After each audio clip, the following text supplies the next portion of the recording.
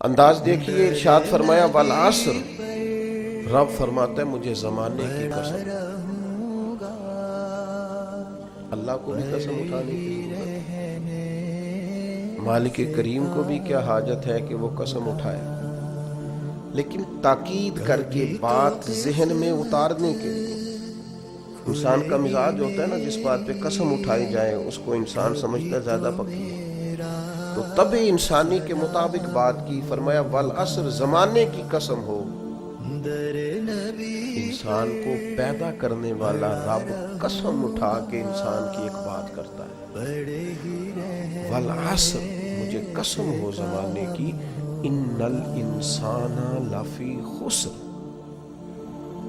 انسان کو پیدا کرنے والا رب فرماتا ہے بے شک انسان خسارے میں ہے، گھاٹے میں ہے، نقصان میں ہے۔ لوگ اس کو کہہ رہے ہیں بڑا سیٹ ہے، لوگ کہہ رہے ہیں بڑا کامیاب، یہ بھی کہہ رہا ہے اللہ کا بڑا شکر ہے،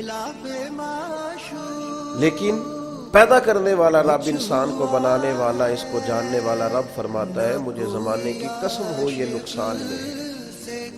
اور خسارہ اس خسارے کو نہیں کہتے کہ لوگ کہتے ہیں میں نے کاروبار کیا تھا تو نفع نہیں ہوا، نقصان ہوا۔ خسارہ اس خسارے کو کہتے ہیں جو اصل مال بھی ضائع ہو جائے، راس المال بھی ضائع ہو جائے تو کہتے ہیں خسارہ ہوا ہے، یعنی اس کے پاس جو تھا اس میں بھی یہ خسارے میں کہ یا اللہ سارے خسارے میں ہے؟ فرمایا نہیں، الا الذین آمنوا،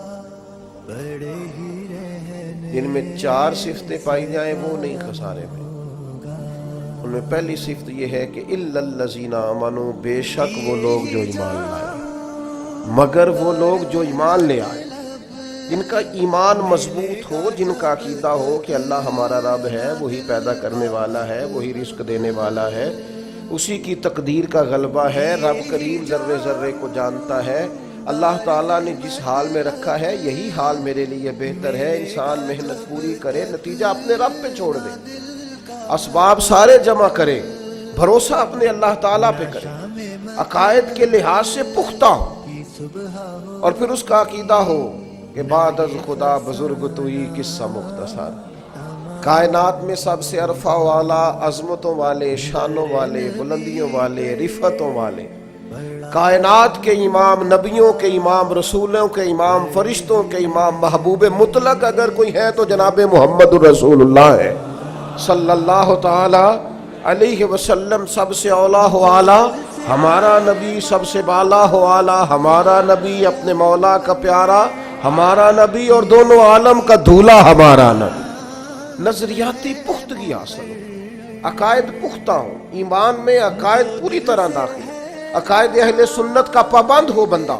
پھر ایک اور بنیادی عقیدہ ہے، اسی ضمن میں سارے عقائد آ جاتے ہیں، فرشتوں پر بھی ایمان ہو، اللہ کے تمام انبیاء پر ایمان ہو، اچھی بری تقدیر پر ایمان ہو، لیکن ایک بنیادی عقیدہ جس کو عقیدہ آخرت کہا جاتا ہے، اس پر انسان کا ایمان ہونا بڑا ہی ضروری ہے۔ اگر آخرت پر ایمان کمزور ہو جائے تو دنیا میں جتنے بھی عمل ہم کرتے ہیں یہ سارے کمزور ہو جائیں۔ یہ جو لوگ ڈپریشن میں، ٹینشن میں، انزائٹی میں چلے جاتے ہیں اور ایک بات بار بار کرتے ہیں کہ میرے ہی ساتھ ایسا کیوں ہوتا ہے، آخر بڑی ہی کوشش کے بعد میں ہی ناکام کیوں رہ گیا، تو انہیں بتایا جائے گا کہ کامیابی پتہ کیا ہے؟ لا یستوی اصحاب النار و اصحاب الجنہ، اصحاب الجنت هم الفائزون۔ جنتی اور جہنمی برابر نہیں ہیں، کامیاب وہ ہیں جنہیں اللہ تعالیٰ نے اصحاب جنت بنایا ہے۔ جو جنتی ہیں وہ کامیاب ہیں، جس کو اپنی آخرت کے تعلق سے اللہ تعالیٰ نے فکر سلیم دی ہے، راہ ہدایت دی ہے، اعمال حسنہ پر استقامت دی، اور وہ سمجھتا ہے کہ میں محنت اپنی آخرت کو ٹھیک کرنے کے لیے کر رہا ہوں، جد و جہد میری اپنی قبر کے لیے، حشر کے لیے، آخرت کے لیے۔ آخرت پر جس بندے کی توجہ ہے وہ بندہ کامیاب ہے۔ اس لیے دنیا میں اگر دنیاوی طور پر کوئی ناکامی آ بھی جائے تو کوئی اتنی بڑی ناکامی نہیں ہے، اس لیے کہ اصل کامیابی آخرت کی کامیابی۔ تو عقائد مضبوط ہوں، اور پھر عقائد اہل سنت کی پابندی اس کے پاس موجود ہو، نہ رفس کی طرف اس کا رجحان ہو، نہ خارجیت کی طرف اس کا رجحان ہو، اس کے نظریات ستھرے ہوں، اجلے ہوں، خوبصورت ہوں، وہ رسول پاک کی ذات گرامی کی پوری غلامی کرنے والا وہ شخص، تو اس کے نظریات اعلیٰ ہوں۔ تو فرمایا کہ انسان خسارے میں ہے الا الذین آمنوا، مگر وہ لوگ جو ایمان لائے، وعملوا الصالحات، اور جنہوں نے نیک اعمال کیا۔ اور یہاں بات ختم نہیں ہوئی، دو صفتیں اور بھی پیدا کریں۔ یہ دو باتیں ان کی اپنی ذات تک تھی، آمنوا وعملوا الصالحات، یہ دو باتیں ان کے اپنے لیے۔ اب وہ سوسائٹی کو کیا دیں؟ دو کام معاشرے کے لیے بھی کریں، وتواصوا بالحق، حق بات کی نصیحت کریں وہ معاشرے، خیر کی بات کی نصیحت کریں، وائرل باتیں نہ کریں۔ کہ آج کل یہ موضوع چل رہا ہے تو ذرا میں اس پر بولوں گا تو کچھ ویوز میرے بھی بڑھ جائیں گے، وائرل باتیں نہیں کریں۔ وتواصوا بالحق، وہ حق بات کی نصیحت کریں، کلمہ حق کہیں اور حکمت کے ساتھ کہیں، ادعو الی سبیل ربک بالحکمہ، دانائی کے ساتھ کہیں، لوگوں کو سمجھانے کی نیت سے کہیں، کلمہ حق ان کی زبان پر آئے۔ اور میرے نبی پاک علیہ السلام نے فرمایا سب سے افضل جہاد ظالم بادشاہ کے سامنے کلمہ حق کہنا ہے۔ آپ حق کے ساتھ کھڑے ہوں، پھر آپ لوگوں کو امر بالمعروف کریں، پھر نہی عن المنکر کہیں، اور وہ بھی بندہ دیکھ کے نہیں۔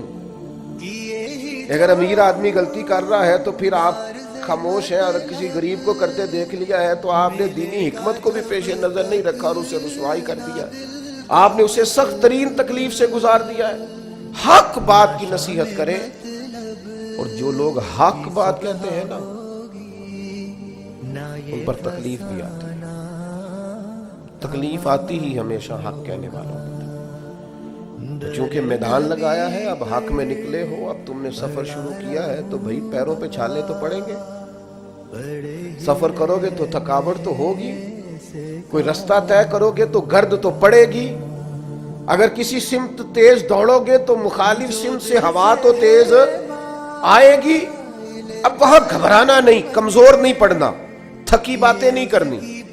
اب ایسا نہ ہو کہ تم نے معذرت خواہانہ رویہ اختیار کیا، وتواصوا بالحق وتواصوا بالصبر، وہ حق بات کی وصیت کرتے ہیں اور ایک دوسرے کو صبر کی تلقین کرتے ہیں۔ چار صفات پیدا کریں تو خسارے سے بچ سکتے ہیں۔